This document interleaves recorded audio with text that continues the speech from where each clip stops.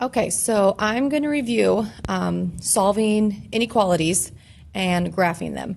So I'm doing an example in our class packet that is on page 3.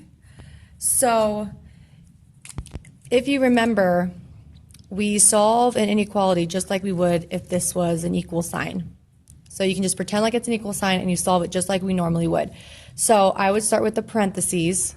So I'm going to distribute, and that'll give me negative 12x, positive 4, and then I still have the positive 6x is greater than or equal to 16.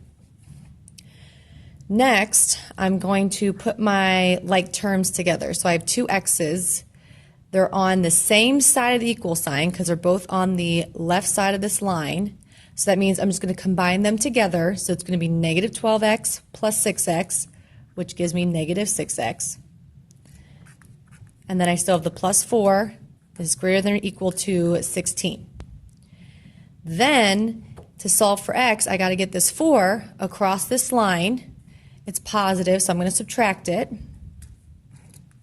So that gives me negative 6x is greater than or equal to 12.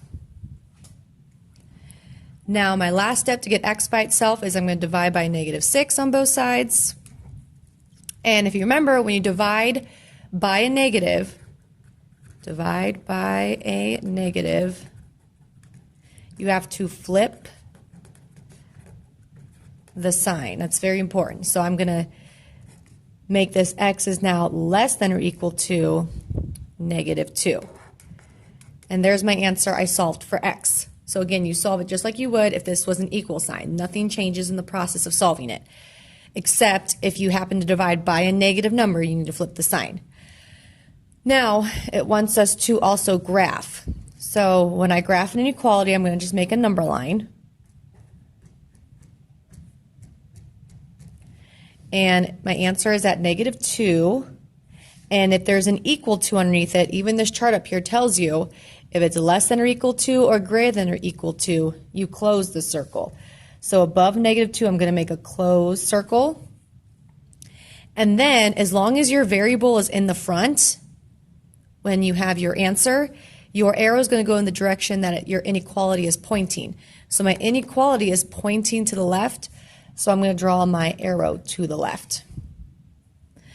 And then there's my graph. Another way to look at this is the answer is saying it's any number that's smaller than or equal to negative 2. All numbers that are smaller than negative 2 go to the left. Now down here, it just wants us to graph. So I'm going to, let's do this last one here. Let's do this one.